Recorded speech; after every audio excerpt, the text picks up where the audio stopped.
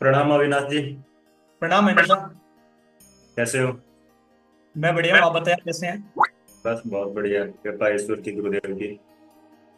स्वामी रूपेश्वरम आश्रम की जो पॉडकास्ट सीरीज हमने शुरू की है, और आपके जो अनुभव है जीवन के, जो आपने इतने समय से आप आश्रम से जुड़े हुए हो, जो आपकी साधना उपासना है उसमें जो आपको अनुभव हुए हैं, उसमें से कुछ अनुभव आज हम लेके और समाज को मार्गदर्शन देने के उस अनुभव को रिकॉर्ड कर रहे हैं। जी। सबसे पहले तो मैं आपके बारे में थोड़ा सा जानकारी लेना चाहूंगा कि बिजनेस प्रोफाइल क्या है। थोड़ा उसके बारे में ऑडियंस को बताने की कृपा करें। जी महेंद्र जी, नमस्कार। मेरा नाम अविनाश राठौड़ है जी। और राजस्थान पिलानी का रहने वाला हूँ। छोटा सा टाउन है, हरियाणा के बॉर्डर पे पड़ता है। और बाई प्रोफेशन मेरा रोड सर्वे का वर्क है, हाईवे डिजाइनिंग, रोड सर्वे और शेयर ट्रेडिंग का। मैं दूसरा जो मेरा काम है वो शेयर ट्रेडिंग का है। ये दोनों काम मैं करता हूँ, अपने घर से इन दोनों वर्क को ऑपरेट करता हूँ और यही मेरे दोनों बिजनेस है। जी। तो अविनाश जी, आप आश्रम से जुड़े हुए आपको लगभग कितना समय हो गया? महेंद्र साहब, मेरे को आश्रम से जुड़े हुए 4 साल पूरे हो गए हैं। जून महीने 2020 के अंदर जब लॉकडाउन चल रहा था, तब मैंने पहली बार गुरुदेव का वीडियो यूट्यूब पे देखा था। खाली बैठे जैसे ऐसे नॉर्मली सर्फिंग कर रहे थे, तो सडनली गुरुदेव का वीडियो मेरे को मतलब क्या बोलते हैं दिखा। और दिखा तो मेरे को जैसे भाव पैदा हुआ कि ये वीडियो मेरे को देखना चाहिए। एक्चुअली मैं धार्मिक चीजें कम ही देखता था, क्योंकि बहुत ज्यादा मिसगाइड किया हुआ है सब चारों तरफ। कौन भगवान है कौन नहीं है यही पता नहीं चल रहा था। फिर भी मेरे को जैसे गुरुदेव का वीडियो देख के भाव हुआ कि इस संत को हम देखते हैं। तो मैंने वो वीडियो देखा तो गुरुदेव उसके अंदर बजरंग बाण की महिमा बता रहे थे। बजरंग बाण की महिमा बता रहे थे। तो गुरुदेव ने उसमें बताया था कि 108 पाठ करने से बजरंग बाण जो है सिद्ध हो जाता है। और सिद्ध होने का सबसे बेस्ट, करने का सबसे जो बढ़िया तरीका है वो है आपका, जैसे आपका क्या बोलते हैं, सूर्य ग्रहण आए तब करना है। तो मुझे मान लो कोइंसिडेंस मान लो कि संयोग मान लो ऐसा हुआ कि मैंने वीडियो आपका गुरुदेव का देखा होगा 18-19 जून के आसपास में, और शायद 23 जून को या 21 जून को बड़ा सूर्य ग्रहण था जो करीबन 1.5 घंटे चला था। इतना मेरे को मोटा मोटा याद है, ये 2020 की बातें हैं।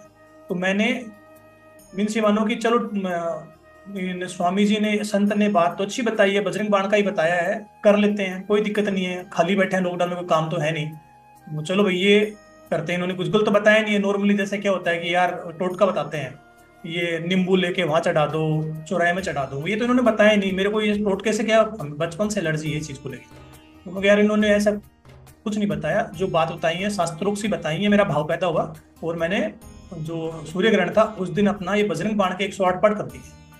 करना बड़ा थोड़ा मुश्किल रहा मेरे को, कि बाद में अनुभव हुआ कि करना इतना आसान नहीं है। पर मैं जिद पे बैठ के भी मेरे को करना ही 108 पाठ है, चाहे कुछ भी हो जाए। तो मैंने 108 पाठ कर दी। मेरा फर्स्ट टाइम ये जो बजरंग बाण है सिद्ध हो गया था। तो करीबन 4 साल मेरे को आश्रम में जुड़े हो गए, और मेरा आश्रम से जुड़ते के साथ में ही मेरा मतलब मानो कि बजरंग बाण की सिद्धि मेरी हो गई थी 3-4 दिन के अंदर ही। जी। तो आप कभी आश्रम जाके आए हैं या अभी तक ऑनलाइन ही, मतलब यूट्यूब आदि नहीं, के आश्रम माध्यम से? जाने का मेरा सौभाग्य अभी तक नहीं हुआ है। गुरुदेव से मिलने का भी मेरा सौभाग्य अभी तक नहीं हुआ है। मैं उनसे व्हाट्सएप से, कॉल से लगातार पिछले 4 साल से जुड़ा हुआ हूँ। बट आश्रम और जाना मेरा अभी तक सौभाग्य नहीं हो पाया। समाज के लिए ये देखो कितना बड़ा उपकार वाला काम है, जो आश्रम के माध्यम से, जो यूट्यूब चैनल के माध्यम से जो इतनी साधना उपासना बताई जा रही है, वो शास्त्रोक्त रूप से आपके जुड़ते ही आपने 3 दिन में बजरंग बाण सिद्ध कर लिया। ये बहुत हाँ, बड़ा उपकार है समाज के ऊपर। वो मेन से मानो जैसे गुरुदेव कहते हैं वीडियो में, बिना हरि कृपा मिले नहीं संता, मिले संता तो वही दुख हंता, ऐसे ऐसे कुछ करके एक दुआ है। शायद मैंने कदापि गलत बोल दिया हो, बट वो मेरे को उस दिन महसूस, मतलब मेरे को ऐसा लगा कि इस संत का मेरे को मिलने का कारण यही था कि बजरंग बाण मेरा जो है सिद्ध होना है। उससे पहले क्या है कि अपने को पता तो था नहीं, तो हम मेहंदीपुर जाता था मैं। तो वहां पे जाके क्या है, भाव तो मेरा हनुमान जी के लिए ही था, पर वो चीजें वहां पे देखता था तो मेरे को ऐसा लगता था कि कुछ यहाँ पे जो है गड़बड़ है। मतलब जो मैं सोच के आता हूँ वो चीज यहाँ पे नहीं है, कुछ यहाँ पे अलग है। ठीक है, बालाजी बोलते हैं या, पर हनुमान जी के दर्शन तो करने देते नहीं है। 6 घंटे लाइन में लगो, धक्के मार के निकाल देने वाला। मेरे को ये मेरे को मंदिर जाना पसंद नहीं है। तो फिर बजरंग बाण करने के बाद मेरे को क्या कॉन्फिडेंस हो गया कि भाई मैं वहां नहीं जाऊंगा। बंद कर दूंगा, थोड़ा और मैं इसको करूंगा। तो गुरुदेव से लगातार जुड़े रहे। गुरुदेव ने यूट्यूब के माध्यम से हमेशा अलग अलग साधनाएं बताई, अबोध शिव कवच बताया, रक्षा स्तोत्र बताया, राम रक्षा कवच बताया, चंडी कवच बताया, पीताम्बर कवच बताया। तो जैसे जैसे गुरुदेव बताते गए, जैसा जैसा मेरे को समय मिला, मैं उनको करता गया। तो मतलब एक सूक्ष्म रिश्ता रिश्ता जो जुड़ता है गुरुदेव से, वो मेरा गुरुदेव से हमेशा कनेक्शन रहा कि मैं अपने घर बैठे ही मुझे गुरुदेव की मतलब सानिध्य प्राप्त होता रहा। जी। तो अविनाश जी, आपको साधना करते हुए लगभग आप जैसे बता रहे हैं 4 साल हो गए हैं, तो 4 साल जी। में आपको कोई दिव्य अनुभव भी हुए होंगे। हाँ, कई बार मेरे को दिव्य अनुभव हुए हैं। जैसे मैं बोलूँ कि भाई इतना बड़ा साधक नहीं हूँ कि मैं हर महीने 20 दिन साधना करूँ। मैं 5 दिन 10 दिन का मेरा अनुष्ठान नॉर्मली मैं करता हूँ। और मेरा जो अनुभव है, पहला मैं आपको बताऊंगा। जैसे गुरुदेव ने बताया था कि भाई भागवत पुराण करना चाहिए पितरों की सदगति के लिए। तो उसका जो अनुभव मेरे को हुआ, वो अनुभव ऐसा है कि मीन्स उसको सुनोगे तो आपको भी क्या है कि गूज बम्स क्रिएट हो जाएंगे, आपके रोम रोम खड़े हो जाएंगे। ऐसा मेरे को अनुभव उस टाइम पे हुआ, पहली बार के अंदर ही। कि तो मैं आपको वो अनुभव शेयर करूं आपसे फिर। जी, शेयर कीजिए। जी, मैं जैसे अपना श्राद्ध पक्ष के अंदर भागवत पुराण का मैं अपने जीवन में पहली बार कोई ग्रंथ पढ़ने जा रहा था। सबसे बड़ी बात तो यह है कि मैंने कभी जीवन में हनुमान चालीसा पढ़ा था, और हनुमान चालीसा के बाद में बजरंग बाण या गुरुदेव ने कुछ कवच दिए वही पढ़े हैं। इतना बड़ा कोई ग्रंथ या पुराण मैंने कभी नहीं पढ़ा। तो संकल्प लेके बैठ गए कि भी 15 दिन के अंदर यथासंभव पाठ होंगे, कंप्लीट कर दूंगा। पर दिन में कितने करूंगा मुझे ये नहीं पता, मैं 10 पेज पढ़ूं 50 पढ़ूं, जितना मेरे संभव होगा उतने मैं पढ़ दूंगा। और मेरी धर्म पत्नी जो अर्धांगिनी है, वो मेरी इसमें सहायता कर देंगी। दिन में जितना उससे बनेगा तो हम 15 दिन में कंप्लीट कर देंगे। उसके लिए मैंने पहले क्षमा याचना कर ली थी। और भाई जो भी ज्ञात अज्ञात पितर है, प्रत्यक्ष या प्रत्यक्ष मीन्स मुझसे जुड़ा हुआ है, या फिर किसी का भाव रह गया वो खत्म हो गया हो, तो उनका किसी का भी कोई भाव आ वो, तो वो भाई भागवत पुराण सुने। जिसको मुक्ति चाहिए वो भागवत पुराण सुने आके। तो उसको मैं मुक्ति करने के लिए मैं भगवान विष्णु से प्रार्थना कर रहा हूँ। तो आप भी आओ सुन लो। तो जैसे मैंने आरंभ किया, तो मेरा दूसरा दिन की बात होगी। दूसरा दिन मैं शाम को बैठा था, इस टाइम ये 8-9 बजे के आसपास थी। मन में मैं तब पढ़ता था, मैंने पहले बोला था कि भाई टाइम ही नहीं होगा, जब मिलेगा तब पढ़ूंगा। तो पढ़ते पढ़ते, जैसे अभी मैं पिलानी रहता हूँ, मेरा जो गांव है यहाँ से 60-70 किलोमीटर दूर है। वो गांव मैंने 10th पास करते ही छोड़ दिया था 2002 के अंदर। बाद में मैं पिलानी आ गया स्टडी करने। 5 साल यहाँ का स्टडी की, देन मैं दिल्ली चला गया। 10 साल स्टडी के साथ में जॉब की, वहां रहने के बाद वापस पिलानी आया। मैं गाँव नहीं गया, गाँव कभी कभार जाना होता है। तो सडनली जैसे पाठ कर रहा था, ध्यान तो मेरा अपने पुराण में था, भागवत पुराण में मैं पढ़ रहा हूँ भगवान श्री हरि की गाथा। पढ़ते पढ़ते एकदम से मेरे दिमाग में, जैसे मेरे गांव के गलियों के अंदर मेरा दिमाग चला गया, जहाँ पे हमारी हवेलियां हैं पुरानी पुश्तैनी। उन गलियों में जैसे मेरा बहुत छोटे रास्ते हैं, मतलब पुराने रास्ते छोटे ही हुआ करते थे, कार भी पेंसिल से निकलती है। तो मेरा उन रस्तों रस्तों से मैं चले जा रहा। तो मैंने वहाँ पे एक मेरे को अचानक से एक दूर के रिश्तेदार कर दो, सगे ब्लड में कोई रिलेशन में नहीं है, पड़ो घर से 50-60 मीटर दूर उनका घर है। उन्होंने, जब मैं 10th क्लास में था, मेरी एज रही होगी 14 ईयर, 14 साल का था मैं, 14 कंप्लीट हुई थी 10th के अंदर। तो उन्होंने उस टाइम पे सुसाइड कर लिया था, फांसी लगा के। उस घर में थोड़ा उसका बैकग्राउंड उन घर का ऐसा ही था, सुसाइड या काल मृत्यु उस घर में काफी हुई थी उनके। तो मेरे को अचानक से वो लड़का दिखाई दिया, जो रिश्ते में भाई साहब लगते थे, बड़े भैया, क्योंकि उनकी एज उम्र से 8-10 साल कम से कम बड़े होंगे, 10-15 साल। और ना कभी उनसे जीवन में बात हुई थी। अचानक से मेरे को वो दिखे, और वो मेरे को ऐसे बोलते हैं कि भाई मैं मुक्ति चाहता हूँ और भागवत पुराण सुन लूँ क्या तेरे पास आके यहाँ पे। तो यार पढ़ा तो कनेक्शन ही नहीं था, फिर भी ठीक है, मैंने बोला भी जिसको मुक्ति चाहिए तो हो सकता है तुम्हारा कभी भाव रहा होगा, तुम्हें पता चला हो। तुम्हें मतलब मुक्ति चाहिए तो तुम भागवत पुराण सुन लो, मुझे कोई दिक्कत नहीं है, जहां बैठ के सुननी है वहां सुन लो। पर अगर तुमने कुछ गलत करने की चेष्टा करी है ना यहाँ पे, तो क्या है, कवच मैंने सिद्ध कर लिए थे उस टाइम पे, तुम्हें फिर दुर्गति प्राप्त होगी। मुक्ति तो छोड़ो, दुर्गति में भी दुर्गति प्राप्त होगी अगर तुमने कुछ ऐसा मतलब सोच के तुम्हारे विचार गलत है तो। क्योंकि मैं तुम्हारे क्या बोलते हैं, फ्लैश बैक में भी तुम मेरे कहीं नहीं हो, हिस्ट्री के अंदर भी, पर मेरे कुछ याद नहीं आता कि मैंने तुमसे कभी बातचीत की हो, ऐसा कुछ किया हो। और सडनली तुम आगे आ ही गए हो, तो भाई तुम्हें सच में मुक्ति चाहिए तो तुम बैठ के सुन लो इसको। तो बोला ठीक है। मैं मीन्स मैं पढ़ता जा रहा हूँ, ये कैसे हो रहा है, मैं पढ़ता जा रहा हूँ और मैं पढ़ भी सही रहा हूँ, और मेरा दिमाग वहां पे है, मेरी उससे जैसे बोलते हैं अप्रत्यक्ष तौर से बातें हो रही हैं। तो वो बोलते ठीक है भाई मैं सुन लूंगा, मैं कुछ भी मतलब यहाँ पे ऐसी बदमाशी या कुछ भी गलत करने की इच्छा से नहीं आया हूँ, मेरे को मुक्ति चाहिए। करीबन 20 साल मेरे को हो गए हैं, 15-20 साल हो गए हैं, मैं परेशान हूँ। और मेरे को तो मुक्ति, ठीक है, मैं बजरंग भाई बोलते हैं, भागवत पुराण पढ़ के मेरी मुक्ति हो जाएगी, बस इससे ज्यादा मुझे कुछ नहीं देना। ठीक है भाई, तू बैठ जा, सुन ले, मैं जब पढ़ूं तब तू आ जाना, जब मैं नहीं पढ़ूं, बंद कर दूं, तू वापिस तेरे ठिकाने मुकाने चले जाना, तेरे घर चले जाना, यहाँ नहीं रहना मेरे घर। ठीक है।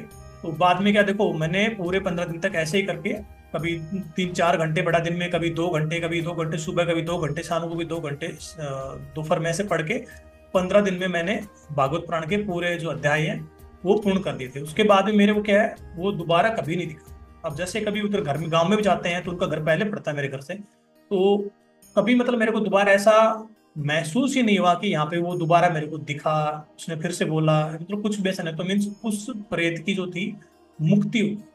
ये मेरा पहला अनुभव भागवत पुराण का था, जिसके अंदर की मतलब ऐसा मेरे को लगा कि जैसे भाई अपना रिलेशन में, अपने रिश्तेदारी में भी नहीं है, संबंध में भी नहीं है, वो फिर भी वो अपनी इच्छा से आया था और वो अपनी मुक्ति करा के चला गया। और अब उनके परिवार को देखते हैं तो उनका परिवार की भी आर्थिक उन्नति ठीक है, अच्छे खासे सेटल हो गए हैं, और जो छोटा भाई है वो सब, उनका परिवार भी ठीक से अच्छी तरह से उनका जीवन यापन कर रहा है, सब कुछ स्टेब्लिश उनका हो गया है। उस प्रेत की मतलब पहले ही मुक्ति हुई थी, ये मेरा अनुभव था। अच्छा, तो जब तक वो प्रेत की मुक्ति नहीं हुई थी उससे पहले उनके परिवार में मतलब समस्याएं रहा करती थी? हाँ, समस्या जैसे नॉर्मली उनके फाइनेंशियली प्रॉब्लम थी उनके, उसके फादर भी बाद में अकाल मृत्यु खत्म हुए थे। और जैसे फाइनेंशियली फादर खत्म हो गए थे, बड़ा भाई खत्म हो गया, तो फाइनेंशियल डिसेबिलिटी हो गई थी परिवार के अंदर, कुछ भी मतलब ठीक से नहीं चल रहा था। देन धीरे धीरे छोटे वाले ने कुछ काम किया, फिर वो मेरे टच में नहीं थे, मीन्स गांव जाना ना नहीं है, कैसा उनसे कोई बातचीत मेरी नहीं होती भी, कैसे क्या चल रहे हो। पर उसके बाद मैंने देखा कि उनके घर पर भी थोड़ा अच्छा खासा बना लिया उन्होंने, जब पुराने वाले को गिरा के उसके ऊपर दोनों ने कवरिंग करके अच्छा सा घर बना लिया, अच्छा खासा, मतलब कार भी उनके पास में है। तो ऐसा मेरे को लगा कि भाई नहीं, अब ठीक है, इनका जीवन सही है। अगर हो सकता है उन्होंने क्या है, आजकल लोग तंत्र क्रिया ज्यादा करवाते हैं मौलवी के थ्रू, तो हो सकता है पितर को उन्होंने घर के बाहर छुटवा रखा हो, भाई घर में बंद, आना जाने बंद कर दिया हो, ऐसा भी संभव है। तो वो सब मैंने क्या उनसे उस टाइम पे बात नहीं की, भाई फिर क्यों घूम रहा है, किस लिए घूम रहा है। वो इतना बोला भी मेरा भाव है मुक्ति हो जाए, तो ठीक है भाई, मैं तो इसीलिए कर रहा हूँ भाई, नाव तो जा ही रही है, तू भी चढ़ ले, तू भी क्या पता नदी पार हो जाए। वो वाला भाव था, तो वो हो गया। फिर मेरे को कभी मीन्स होता तो दिखता ना, जैसे उस दिन अचानक से मेरे को वो दिखा। अचानक मीन्स क्या बोलते हैं, मेरे दिमाग में, यादाश्त में, या कहीं भी, मतलब कहते हैं कुछ यार लोग याद आते रहते हैं, बचपन में इसके साथ खेलते थे ना, कोई ऐसी मेमोरी थी कि भाई खेला कूदा बातचीत की, ऐसा कुछ था ही नहीं। अचानक से वो दिखा चेहरा आके, भाई अरे वो आप कैसे यहाँ पे, भाई तुम कैसे आ गए, तो भाई मेरे को मुक्ति चाहिए। तो ऐसा वाला वो से मतलब क्या था, मेरे खुद के लिए क्या है, विश्वास कर पाना थोड़ा मुश्किल था उस टाइम पे कि भाई ऐसा अनुभव, मतलब क्या बोलते हैं, सीधा ही मिल रहा है, ज्यादा पुराने साधक नहीं हुए हैं और सीधा ऐसा इतना बड़ा अनुभव हो गया मेरे को, दिख गया, दिख से कुछ हो गया नहीं, नॉर्मली ऐसा कुछ होता ही नहीं है दिखने वाला कुछ। जी, आपका जो अनुभव है ये बड़ा ही दिव्य अनुभव है। भागवत महापुराण के अनुष्ठान करने मात्र से जो जो प्रेत कभी आपके संपर्क में नहीं आया था, उस जी प्रेत की अगर मुक्ति हो रही है तो जो अपने परिवार के जो पूर्वज है, जो प्रेत योनि को प्राप्त है, तो जी उनकी मुक्ति तो अवश्य हो ही जाती है। बिल्कुल। अ, अब मैं भागवत पुराण में भी जैसे अध्याय आता ना, वही गोकर्ण जी ने अपने भाई धुंधकारी के लिए गया जी के अंदर श्राद्ध करवाया था। जैसे नॉर्मली हमारे क्या बोलते हैं, भाई गया जी में श्राद्ध करवा दो तो फाइनल हो गया, मुक्ति हो गई, हरिद्वार करा दो। परंतु आपके उसमें भागवत पुराण में साफ साफ वर्णित है कि भाई उसके कर्म इतने बुरे थे कि उसको गया जी में श्राद्ध करने के बाद भी गोकर्ण जी ने जहां जहां उत्तीर्थ धाम पे गए सब जगह उन्होंने उसका श्राद्ध अर्पण किया था, फिर भी धुंधकारी की मुक्ति नहीं हुई। तब भागवत पुराण का पठन इसीलिए किया गया था कि उसकी मुक्ति हो जाए। तो इतने बड़े प्रेत जो जिंदगी भर पाप करके उठाया है उसकी मुक्ति हो गई है, तो कंफर्म है कि मीन्स छोटे मोटे प्रेत होंगे उनकी तो सुनने भर से ही मुक्ति हो जाएगी। फिर मैंने दोबारा भी इसका अनुष्ठान किया भागवत पुराण का, कि भाई किस कोई फिर भी कोई आसपास का कोई भी गांव वाम का कोई भी मतलब ऐसा है जिसको मुक्ति चाहिए, भाई कर रहे हैं। मेरे को जैसे 5 आदमी सुनो चाहे 50 आदमी सुनो, असर तो उतना ही रहता है, ये कोई बढ़ता है प्रसाद तो बढ़ता ही जाएगा। इसका ऐसा नहीं है कि भी 5 की जगह 6 सुनेंगे तो इसका पुण्य हाफ हो जाएगा, डिवाइड हो जाएगा, ऐसा कुछ होता नहीं है। वो तो मेरा दूसरे वाले संकल्प में भी ऐसा ही था, भी गांव के अंदर भी कोई भी प्रेत प्रेत भटक रहा हो जिसको मुक्ति चाहिए अपनी इच्छा से, मैं किसी की जबरदस्ती नहीं करवा रहा, जिसको अपनी इच्छा से मुक्ति चाहिए, जो परेशान हो गया है, वो आगे भागवत पुराण सुने। मेरे को क्या है, प्रत्यक्ष है, प्रत्यक्ष दिखने की जरूरत नहीं है, मेरे को दिखेगा नहीं, चुपचाप आए, चुपचाप सुने, अपना काम करे, वापिस चला जाए। कोई मीन्स ना मेरे को दिखना, ना मेरे परिवार के किसी आदमी को सौपन के माध्यम से भी नहीं दिखेगा भाई मेरे को ये प्रॉब्लम है। अपना मैं कर रहा हूँ, ये काफी है, इससे सुनो और अपना का मुक्ति पाओ, बस सिंपल इतना है। ये भाव तो दोबारा क्या, दोबारा मेरे को क्या है, बस दोबारा करने के बाद में शांति शांति है, ऐसा कुछ दोबारा महसूस नहीं हुआ कि फिर से कोई जैसे आत्मा वात्मा कोई दिख रही है किसी का, ये दोबारा नहीं हुआ। तो अविनाश जी, ये 2 बार आपने जैसे भागवत महापुराण के अनुष्ठान कर लिए, तो इससे आपका पितृदोष है वो लगभग समाप्त तो हो ही गया है।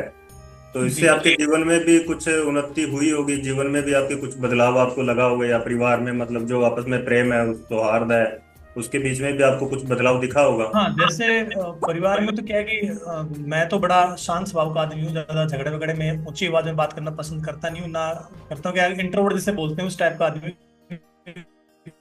घर में एक कमरे में रह के भी अपना दिन निकल जाए तो कोई दिक्कत नहीं है। तो शांति, हाँ ठीक है। परिवार के अंदर जैसे लगता था कि अब राजस्थान के अंदर क्या है आपको पता है, हर घर के अंदर तो पित्तर बिठा रखे हैं, छोटा सा 2 ईंटें लगा के क्या बोलते हैं देवरा बना दिया जी, पित्तर बिठा दिया, कलश लगा दिया, गले के अंदर बच्चे के किसी के पहना दीजिए, हमारा पित्तर बोलता है। वो मेरे को क्या हमेशा ये चीज है ना जस्ती नहीं थी, कह रही हो ही नहीं सकती बात ये। जैसे गांव में, मेरे गांव का बोलूं जहाँ मैं फिलहाल रहता हूँ, मतलब मेरे गांव की पॉपुलेशन 2,000 है मैक्सिमम, ठीक है। 2,000 के अंदर 20 बंदे गांव में ऐसे हैं, आदमी और औरत, जिनके अंदर किसी में तो श्याम जी बोलते हैं, किसी में पितर जी बोलते हैं, किसी में माता बोलती है, और किसी में बालाजी बोलते हैं। तो मेरा हमेशा से इनको ये था कि यार जो तपस्वी साधु हैं बेचारे हिमालय में सर्दी के अंदर अपनी हड्डियां कपवा रहे हैं ना, उनको तो हनुमान जी ने दर्शन दिए नहीं, और आपको हनुमान जी दर्शन देते हैं और आप लोगों का फ्यूचर बता रहे हो, और एजेंडा उनका यही होता है, मेरी भैंस ने दूध नहीं दिया, मेरी गाय ने दूध नहीं दिया। ये मैं खुद जाके देखा है मैंने, ऐसा नहीं है मतलब गए नहीं, मतलब अनुभव सारा किया, जाके देखा है। फिर बाप में बोलता था, बाप बूढ़ा हो गया मरने वाला है, तो उसने अपनी विद्या अपने बेटे को दे दी, जैसे अपना राजपाट अपना पूरा का पूरा राजकुमार को दे दिया, भाई आज से हनुमान जी तेरे हुए और तेरे में बोलेंगे। तो वो वंश वाइज जो है ना, मतलब पहले बाप में था, फिर बेटे में आया, फिर उसके बेटे में आ रहा है, तो हनुमान जी उनके घर में लिखे गए। मैं यार ये कैसे पॉसिबल है, मेरे कोई बात जस्ती नहीं है, जो ये जो है ना ढोंग है, ये गड़बड़ है, ये ऐसा हो ही नहीं सकता कि हनुमान जी तुम्हारे परिवार में आए। भाई हनुमान चालीसा तो मैं भी 6 साल की उम्र से पढ़ रहा हूँ, मेरे को नहीं मिले। मेरा कोई भाव गलत नहीं था कभी। यार आप ये मतलब पूरे मतलब बड़े आदमी उम्र वाले हो, सारे कर्म कांड करे बैठे हो, धर्म जो कितना किया है सब पता है, आपके पास आ गए यार, कैसे मतलब पॉसिबल है। तो मैं इनको ये जो झंझट वंझट है घर में आने जाने वाला, घर वालों का ये बंद हो गया मेरे का। मेरे घर वाले अब जल्दी से किसी के जाते नहीं है ये भागवत होने के बाद में, नहीं तो क्या है रोज दिमाग विचलित माता जी का, कभी उससे पूछो कभी उससे पूछो कभी उससे पूछो, रोज ये रहता। ये मेरा शांत हो गया कि भाई मेरे माइंड घर के अंदर झंझट मिट गया कि किसी के जाना नहीं है, अब नहीं जाएंगे, ये हाँ, वाला शांति का। वो भागवत महापुराण करने से ये हो गया ना कि आपके पितरों की सदगति हो गई है उनसे, तो फिर वो अब इधर उधर विचरने का कोई मतलब है, जो समस्या है। हाँ, मैंने गुरुदेव के यहाँ से त्रिपिंडी श्राद्ध भी करवाया है। जी। तो मुझे भी यही लगता है कि मतलब अब जैसे मैं बोलता हूँ कि भाई जो कोई भी पितर दुर्गति को प्राप्त है, वो प्रत्यक्ष और अप्रत्यक्ष आके मतलब सोपन के माध्यम से मुझे आके बताए, अगर मेरा संबंध है, खून के रिश्ते में मेरे से बोलते हैं वो है, इस पीढ़ी में पीछे वाली पीढ़ी में जैसे परिवार बहुत बड़ा है, तो अगर वहां से अगर आप मेरे किस धर्म से भी आप हो तो मेरे को आके बोलो कि भाई मेरी मैं समस्या में हूँ, मेरे को मेरी दुर्गति है, तो मैं मुक्ति करवा दूँ। भागवत पुराण दोबारा अभी श्राद्ध आने वाले हैं, मैं आपके नाम से स्पेशली संकल्प लेके पाठन कर दूंगा, या कुछ और मेरे को कर्मकांड करवाना पड़ता तो मैं करवा दूंगा। तो मेरे को क्या ऐसा कुछ भी प्रतीत नहीं होता है, मतलब कोई भी प्रत्यक्ष अप्रत्यक्ष आके नहीं बता रहा है कि भी ऐसी मतलब हमें समस्या है। तो मतलब ये तो कन्फर्म मुझे लगता है कि जो थे वो मुक्ति प्राप्त कर चुके हैं। तो वो आके बोलते ना कि भाई मेरे को तकलीफ हो रही है, मेरे को बता दो। जी आश्रम से आपने त्रिपिंडी श्राद्ध जो करवाया था, तो जी। वो अभी रिसेंट में करवाया या पहले करवाया था? और 1.5-2 साल हो गई, हरिद्वार के अंदर हुआ था, आई थिंक 1.5-2 साल हो गई। मैंने नारायण बलि कराई थी मेरी नानी शाह की, जो हरिद्वार के अंदर हुई थी, उसका संस्कार संकल्प सारा मेरे को रिकॉर्डिंग मिल गया था। क्या? और बाद में मैंने त्रिपिंडी श्राद्ध भी कराया था सबके लिए। तो तो त्रिपिंडी श्राद्ध साल हो करवाने से गई। सबसे अच्छा फील हुआ होगा परिवार में। हाँ मन तो शांति है, तो ऐसा कोई झंझान से मेरा नहीं है। सबसे बड़ी शांति तो मेरे मानसिक है कि मुझे क्या है, अपना भगवान अपने घर पे आ गया, अभी मैं जिसको पूजूंगा वो घर पे आएगा। मुझे मतलब ये ऐसा नहीं है कि मुझे किसी मंदिर जाके भगवान को मिल के आना, नहीं। मैं जो जिनकी आराधना करेंगे वो भगवान खुद अपने पास चल के आ जाएंगे। भक्त के पास हमेशा भगवान आते हैं, क्योंकि भगवान तो भाव के भूखे हैं ना, प्रसाद के भूखे नहीं है कि आप उनको क्या मोतीचूर के लड्डू चढ़ा रहे हो क्या नहीं चढ़ा रहे हो, उससे मतलब नहीं पड़ता है। भाव होना चाहिए आपका। तो वो उससे भी मुझे ऐसा लगता है कि बाद में कहीं जाने वाने की जरूरत नहीं पड़ी। ये क्या है कि अगर आप साधना करोगे तो साधना के अंदर, जहां तक मेरा मानना है, गुरुदेव तो हमेशा कहते हैं, तो पितृ दोष अगर समन नहीं होगा तो आप साधना कर ही नहीं सकते, आप बैठ नहीं सकते। ये मतलब लिखी लिखाई बात है। जैसे लोग बोलते हैं त्योहार के टाइम पे, एक श्रद्धालु का अनुभव रिकॉर्ड जब मैंने उन्होंने बताया कि भाई त्योहार जब भी होता है, दिवाली होली, तो त्योहार वाले दिन अगर आपके परिवार में झगड़े हो जाते हैं किसी बात को भी लेके, दिया ज्यादा जला दिया कम जला दिया, मतलब सब्जेक्ट जो है ना झगड़े का, वो मतलब लॉजिकल नहीं होगा कुछ भी। मतलब तूने शर्ट कैसी पहन ली, इसको लेके भी झगड़े जाते हैं। तो वो एक पितर दोष का जो है ना बहुत बड़ा आपके सामने प्रत्यक्ष क्या बोलते हैं दिख रहा आपको कि यार ये पितर दोष आपके घर में है। तो वो ऐसा मतलब कुछ दोबारा मतलब ऐसा हुआ नहीं, सब शांति से त्योहार भी आराम से बीत जाते हैं, निकल रहे हैं। तो सब आराम से जो त्रिपिंडी कराई है भागवत प्राण की, तो मुक्ति हो गई उनकी। तो आप समाज में क्या संदेश देना चाहेंगे अपने पितरों की सदगति करवाने के लिए, उनको तो क्या करना पितरों चाहिए? की सदगति करने के लिए गुरुदेव ने बहुत सारे उपाय आपको बताए हैं, आपको बताए हैं, पूरे दुनिया को उन्होंने बार बार बताए हैं। देखिए सबसे तो बड़ा है, आप नित्य तर्पण कीजिए। तर्पण का मैं बताता हूँ, तर्पण आपको इतना आसान लगता है, तर्पण यार क्यों करें? तो भागवत पुराण आप पढ़ के देखो, भागवत पुराण में भगवान श्री कृष्ण भी नित्य तर्पण करते थे। उसमें लिखा हुआ है साफ साफ, भगवान श्री कृष्ण की दिनचर्या जो लिखी हुई है, वो उठते ही क्या करते थे, उसमें भी वो अपने पितृ का तर्पण करते थे। तो एक चीज देखो, जब वो साक्षात पर ब्रह्म धरती पे आके अपने पितरों का तर्पण कर रहा है, तो आपको भी तो कर सकते हो। करने के लिए गुरुदेव ने श्लोक दिए, 2 श्लोक हैं, मुश्किल से 1 मिनट लगता होगा। गंगा जल लो, श्लोक पढ़ो, नित्य तर्पण करो। तो आपका नित्य तर्पण कीजिए घर के अंदर, ठीक है। आप अपन जैसे गंगा नदी जी के आसपास हैं तो आप बहुत सौभाग्यशाली हैं। अगर नहीं है तो 2-3 साल में कोई ना कोई जाता रहता है किसी ना किसी कारण से। जैसे नॉर्मली हमारे गंगा जी क्यों जाते हैं लोग आसपास के, कोई भी जब खत्म हो जाता है तो हमारे जो अस्थि विसर्जन है वो हरिद्वार में होता है। तो जब आप गंगा जी तो जा ही रहे हैं ना, राजस्थान का तो आदमी गंगा जी जा ही रहा है, ये कंफर्म है, चाहे वो बाड़मेर का हो, बीकानेर का हो, कहीं का भी हो। लगभग मुझे जितना मानता हूँ हरिद्वार या गंगोत्री जो गढ़गंगा है यहाँ पे हापुड़ के पास में, वहां जाते हैं, वहां पे भी गंगा जी है। तो वहां पे जाके आप संकल्प ले लो कि भाई मैं जो स्नान कर रहा हूँ इसका पुण्य फल मेरे पितरों को मिले, जिनकी सदगति नहीं हुई उनको मैं तर्पण कर रहा हूँ। तो आप हाथ से मतलब जलांजलि कर सकते हैं, उनको समर्पित कर सकते हैं, तो उससे भी पितरों की मुक्ति हो जाएगी। अगर आपको पास मतलब ये दोनों उपाय फ्री है, गुरुदेव ने कोई पैसा नहीं लिया, ना करने के लिए आपका कोई पैसा लग रहा है, ठीक है। तीसरा उपाय है भाई, अमावस्या और पूर्णिमा को आप मतलब 6 थाली में खाना निकालो। अगर 6 में नहीं निकाल पा रहे तो कोई दिक्कत नहीं है, आप एक थाली में 6 जगह खाना निकाल दो, थोड़ा थोड़ा। और पानी हाथ में लेके बोल दो कि भाई, तो उसके बाहर से राउंड बनाते हुए कि भाई मेरा जो भी पितर तृप्ति को प्राप्त है, ज्ञात और ज्ञात साथ में बोल के उसकी तृप्ति उसको खाना मिले। तो ये भी पितरों को क्या है कि सेटिस्फाई करता है, संतुष्टि प्रदान करता है। अगर कोई पितर आपसे रुष्ट होगा ना, तो वो मतलब रुष्ट होना धीरे धीरे कम हो जाएगा, लगातार भाव आपका रहेगा। इतने सारे तो गुरुदेव ने फ्री के उपाय बताए। अब कोई ये काल, अब सबसे बड़ा, अगर आपके पास अब घर में काल मृत्यु को प्राप्त है, तो भाई भागवत पुराण आप खुद पढ़ सकते हो घर में लाके, किसी मंदिर से उधार ले आओ पढ़ने के लिए। अगर मंदिर नहीं जा सकते तो 700-800 रुपए के भागवत पुराण के दोनों अध्याय आ जाते हैं, वो घर पे ले आओ, वो लाके उसका खुद पढ़ो संकल्प लेके। भाई श्राद्ध जो अभी आने वाले हैं उसके अंदर आप 15 दिन में पढ़ दो अध्याय, 15 दिन में तो आराम से हो सकती है, इतनी तो बड़ी है ही नहीं ना। करीबन 2000 पेज हिंदी के हाफ साइड में, 1000 पेज हुए ना, तो आप दिन के भी 40-40, 50-50 पढ़ोगे तो नियर बाई चले जाओगे। थोड़ा जो 1-2 दिन एक्स्ट्रा करोगे तो अध्ययन अध्ययन हो जाएगा। फिर आपका जो भाव पैदा होगा, आपको पता चलेगा कि कौन कौन से भगवान विष्णु के कब जन्म हुए हैं, क्या क्या जो आपने बचपन से लेके आज तक हमें जो सीखा वो कहाँ से सीखा। टीवी में टेलीकास्ट होता है वही एपिसोड देख के मैंने सीखा भी, यार ये हुआ होगा वो हुआ होगा। जब भागवत पुराण पढ़ा तो आपको बहुत सारे जो मिथ टीवी ने दिखाए हैं वो भी आपके भ्रम दूर हो जाएंगे। जो सोशल मीडिया पे लोग जो चल रहे होते हैं कि यार इसमें तो ये कहानी है, इसकी तो ये कहानी है, वो कहानियां 70% तक ठीक है, बट उनको क्या है, उन्होंने अपने हिसाब से मैनिपुलेट किया हुआ है। वो उनको टीआरपी चाहिए ना, तो उन्होंने अपने टीआरपी के लिए आप मैनिपुलेट कर रखा। आप भागवत पुराण पढ़ो, बहुत सारी जो कहानियां हैं वो अलग हैं, कहानी नहीं है, मतलब जो हकीकत जो है, सच्चाई जो है, वो इन कहानियों से अलग है जो आप टीवी में देख रहे हैं। तो वो पढ़ो, उससे 100% सदगति हो जाएगी पितरों की। अगर आप नारायण बलि कराना चाहते हो तो नॉर्मली राजस्थान के अंदर नारायण बलि का रेट बता देता हूँ क्या है, 25,000 रुपये रेट है। मेरी इधर अगर कोई मृतक नारायण बलि कराना चाहे तो 20 से 25,000 पंडित सिंगल लेते हैं, सिंगल पर्सन के लिए। सिंगल पर्सन के लिए। तो अब इतना सुनते ही क्या है, आम आदमी की हिम्मत ही टूट जाती है, भाई मैं नहीं करा सकता, सिंपल सी बात है। तो गुरुदेव ने वही नारायण बलि एक अकेले आदमी के लिए 11,000 में शायद कर रहा है आश्रम से।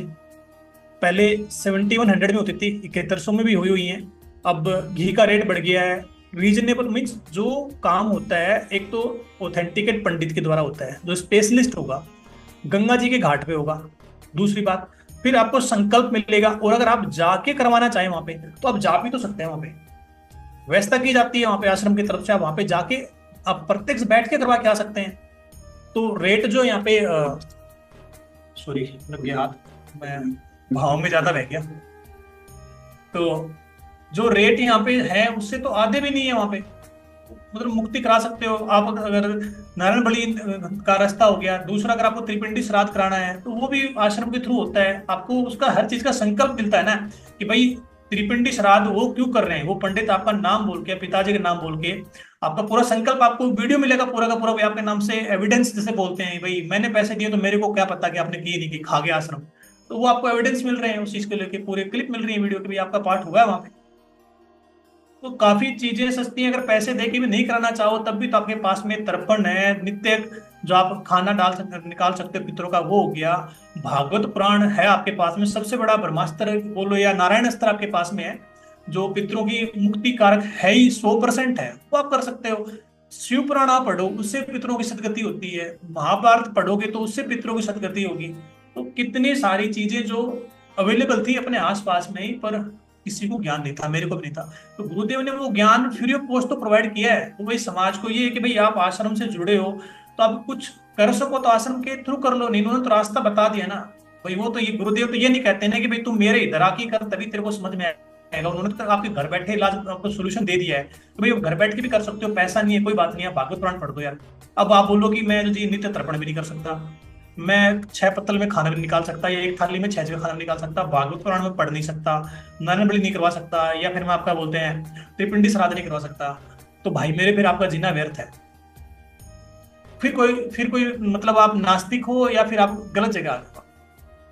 इतने कुछ नहीं कर सकते, इतना तो करना पड़ेगा। अभी देखो मेरे को क्या समझ में आता है, श्राद्ध के अंदर मैं थोड़ा समय लूंगा, ठीक है।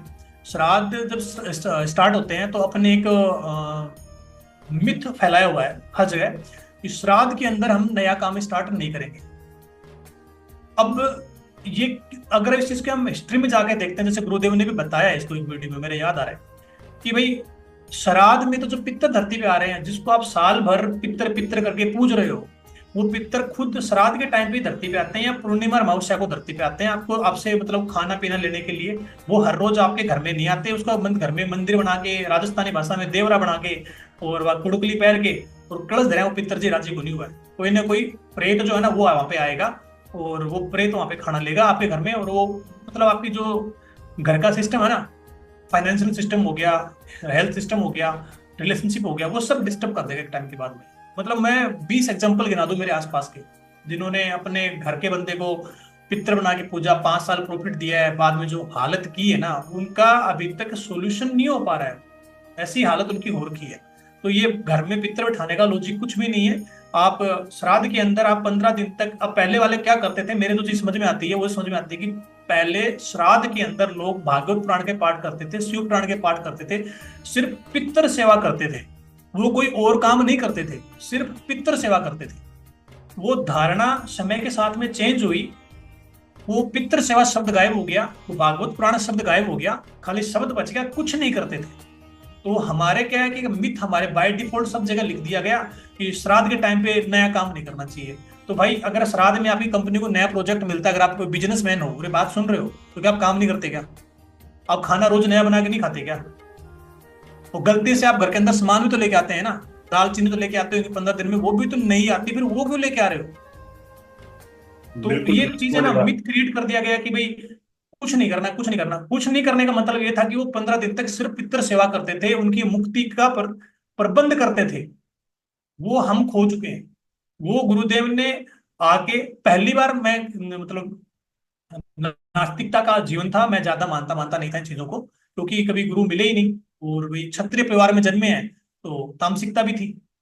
उसको उसको मना नहीं कर सकते, उसको लेके भाई ऐसा हो सकता है। फिर कल्चर आसपास का देखते हैं, ये पितर बालाजी, पता नहीं कितने भात बतीले प्रेत बिठा रखे हैं, रंग बिरंगे प्रेत बोलता हूँ जिनको मैं, नाम बदल बदल के। तो कभी भगवान के क्या बोलते हैं, साक्षात्कार ही नहीं हुआ कि यार ऐसा भी कुछ होता है, भगवान भी होगा। उनको भगवान मान बैठे थे। जब गुरुदेव से मिले, खुद ने भागवत पुराण पढ़ा, तब ये चक्षु ओपन हुए कि भाई हम जो कर रहे हैं वो गलत कर रहे हैं। हम टोटली गलत ट्रैक पे चल दिए हैं, जिसका अंत बहुत बुरा है। पहली बार पढ़ा, समझ में आया। दूसरी बार पढ़ा, एकदम क्लियर, शीशे जितना साफ हो गया कि भाई हम गलत है। गुरुदेव ने कोई अपनी तरफ से जोड़ के नहीं बताया कि भाई तू यहाँ पे आ जा, जैसे मेरे पैर में गिरा रहा है ये कर। तो वो उन्होंने आज तक कभी कहा ही नहीं। अगर वो ऐसा कहते तो मेरे को भी कहते ना कि भाई तू मेरे से मिलने तो आया नहीं, तो मेरा शिष्य है, आता क्यों नहीं है। आश्रम सेवा में मैं भी लगा हूं, पर मैं कभी गया ही नहीं वहां पे, क्योंकि मेरा सौभाग्य ऐसा नहीं है। हो सकता है कुछ कर्म की बाधा हो, जो समय के साथ ही पूरी होगी तो ही मैं जा पाऊंगा ना। दर्शन तभी होंगे, दर्शन नहीं हो पाए, परंतु उनका सानिध्य तो मेरे को हर टाइम पे अवेलेबल है। तो उन्होंने साफ चीजें जो थी आपके शास्त्रोक्त थी, वो निकाल के आपको दे दी है। अब आप उसको काम में ले तो आपकी भलाई, आपके पितरों की भलाई। फिर भी अगर आपको यूट्यूब पे मतलब चमत्कार देखने हैं, टोटके करने हैं, तो वही करते रहो, फिर मुक्ति नहीं होगी।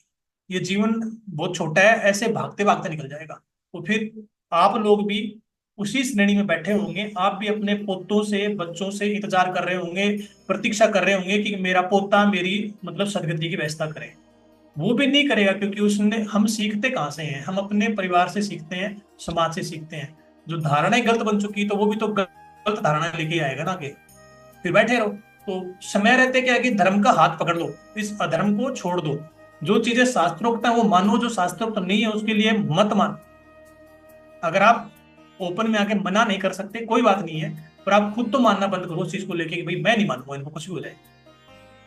अगर मेरे को कोई भी समस्या है, येन केन प्रकार की कोई भी समस्या है, उसमें मैं काली माता को पूजूंगा ना साफ सुथरा। मेरे को उनसे सख्त शक्तिशाली कौन है भाई, जिन्होंने रक्त बीज जैसे राक्षस को समाप्त कर दिया, जिनके बारे में आप पढ़ोगे तो इतने इतने मतलब देवी भागवत पुराण के बारे में लिखा हुआ है। जब जब वो धरती पे आई है, उन्होंने बहुत बड़े धर्म को जड़ सहित उतार के फेंक दिया। तो उनको आराधना करो ना। भी ये साइड वाले जो क्या बोलते हैं, जैसे कोई छोटी देवी उठा के ले आए, कोई चांडालनी, कोई प्रेतनी, ये देवी वो देवी, अरे मतलब जिसकी साधना करनी है ना पर ब्रह्म की, वो नहीं है। वो राजस्थान में तो नहीं है। जैसा ये मैंने चीज देखी है यहाँ पे जो है, मतलब देवी की साधना जो है प्रत्यक्ष नहीं है। अगर कर भी रहे हैं तो कोई देवी की शायद अप्रत्यक्ष साधना हो रही है, कोई नाम बदल के। ओरिजिनल नाम जो है ना, जो आपके सहस्त्र नाम में है, वो नाम ही नहीं है यहाँ पे। तो देवी ऐसे सुनने को मिलती है, ऐसे देवता है कोई। और लोक देवता, कलयुग में जन्म के कुछ लोग तो गायों के लिए मर के लोक देवता बन गए, कुछ लोग एक्सीडेंट में पड़ के लोक देवता बन गए, कुछ लोग, और मेरी इच्छा है कि मेरे दादा को पूजा जाए तो मैंने जबरदस्ती बना दी। ये वाली हालत है। तो ये सदगति कराना, इनकी कराओ। ये आप नारायण बलि कराओ। ये नहीं कराना चाहते, त्रिपिंडी साधना नहीं कराना चाहते, तो भाई घर में आप भागवत पुराण खुद पढ़ो। आपको किसी बड़े मठ लगा के, बड़ा टेंट लगा के, हवन करके अब इतनी करने की जरूरत नहीं है। आप खुद पढ़ सकते हो। इतना सरल साधन गुरुदेव ने दिया है। और खुद के पितरों की कराओ, और आसपास में जो कोई इच्छुक होगा ना, जैसे मेरे पास आया, वो इच्छुक था, वो चल के आया। मैंने उसको बुलाया नहीं था कि भाई तू इधर आ जा, तेरा ऐसा। वो खुद चल के आया कि यार मैं मतलब मुक्ति चाहिए मेरे को। तो जो इच्छुक होगा वो खुद आगे मुक्ति प्राप्त कर लेगा। तो इतना तो परोपकार आप करो कि जीवन में जो मुक्ति को प्राप्त नहीं है, अपने पीढ़ी को तर्पण करने के लिए, जो पुराने जो आपके पूर्वज चले गए हैं, जो किसी भी कारण से दुर्गति को प्राप्त है, अतृप्ति को प्राप्त है, उनकी मुक्ति तो कराओ। नहीं तो अंत के समय में आपको भी वहीं जाना है, फिर हमें भी वहीं जाना पड़ेगा। अगर मैं नहीं कराऊंगा तो मेरे को भी फिर उसी लाइन में लगना पड़ेगा ना, क्योंकि लाइन में पहले तो वो लगे हैं। मेरा नंबर तो पता नहीं 10वां होगा, 20वां होगा, पहले उनकी होगी, उसके बाद मेरा नंबर आएगा। सीधी मेरी मुक्ति कैसे हो जान देंगे? जी महेंद्र साहब, बिल्कुल मैंने अपना ज्यादा अविनाश। समय ले लिया है। बिल्कुल अविनाश जी, आपने आज बहुत बड़ा मतलब एक रहस्य जो है राजस्थान का वो बता दिया। और राजस्थान के जो श्रद्धालु चैनल देख रहे हैं, उनको ये समझना चाहिए कि वो क्या गलत कर रहे हैं और क्या सही कर रहे हैं। उनको अपने पूर्वजों की सदगति करवानी चाहिए। और जो लोक देवता को जो वो मान रहे हैं, पूज रहे हैं, जिनको बिठा रखा है, जो है शास्त्रीय हैं, उन्हें जल्दी से जल्दी छोड़ना चाहिए। जी। आपका छोड़ेंगे तो ही बहुत बहुत मुक्ति संभव धन्यवाद। होगी, नहीं आपने तो नहीं हो पाएगी। आपका बहुत बहुत धन्यवाद। आपने इस चैनल पे आके इतने अपने दिव्य अनुभव है वो साझा किए हैं, और मुझे आशा है कि समाज के लोग आपके अनुभव से बहुत कुछ सीखेंगे और वे अपने पूर्वजों की सदगति करवाने के लिए प्रयास करेंगे। और इसके लिए आश्रम में जो अभी पितृपक्ष का आयोजन आ रहा है, जी। में भी 17 सितंबर से है। जी। तो पितृपक्ष में आश्रम की ओर से नारायण बलि और त्रिपिंडी श्राद्ध का कार्यक्रम आयोजन किया जा रहा है, जिसमें संपूर्ण पितृदोष का निवारण किया जाएगा। तो जो भी श्रद्धालु अपने पूर्वजों की सदगति करवाना चाहते हैं वो एक बार अवश्य आश्रम से संपर्क करें, और वहां से अपने पितरों के निमित्त जो नारायण बलि त्रिपिंडी श्राद्ध या जो पितृ संपूर्ण पितृदोष निवारण है उसके लिए पंजीकरण करें। तो इससे जो एक गंगा घाट, गंगा का तट, एक संत का सानिध्य और एक शास्त्रोक्त विधान, उसका जो पूरा कॉम्बिनेशन है वो आपको आश्रम के माध्यम से प्राप्त होगा।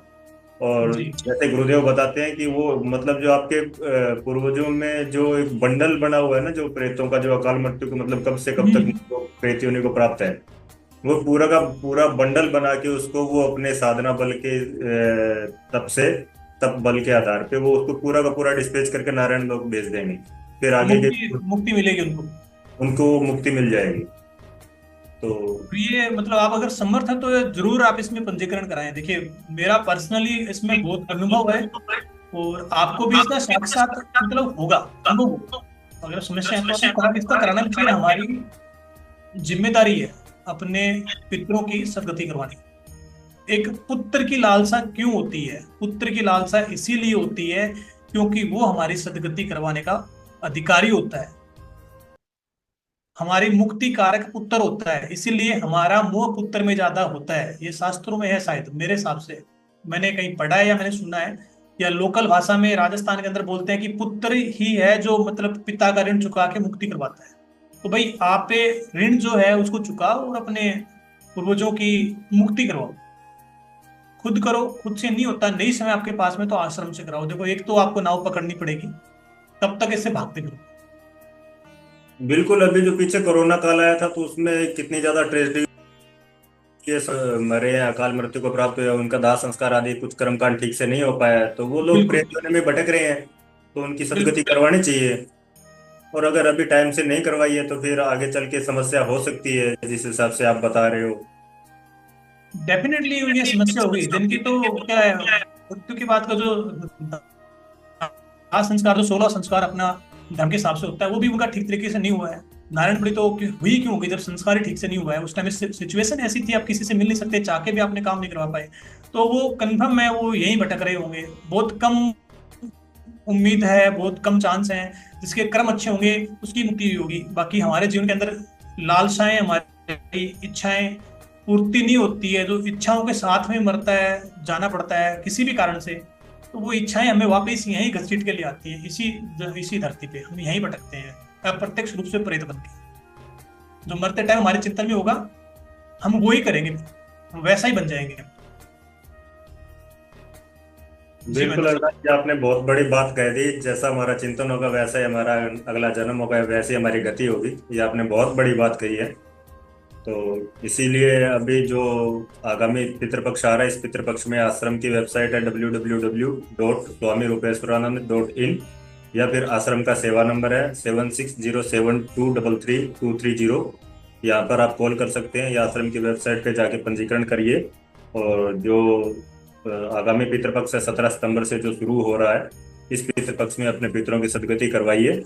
और अपने जीवन में जो भी आपको समस्याएं, जिनसे आप घिरे हुए हो, जो आपकी पारिवारिक समस्याएं हैं, जो कुछ भी आपके जीवन में घटित हो रही है, आपकी बाधा, उन्नति कहीं न कहीं रुकी हुई है, तो उसका निवारण अवश्य कहीं ना कहीं पितृदोष से की समन से हो जाएगा। जी। ठीक है अविनाश जी, आपका बहुत बहुत आभार। आपका भी बहुत बहुत धन्यवाद, आपने समय निकाला। जी जय ने श्री राम, जय गुरुदेव। आ रहे हैं।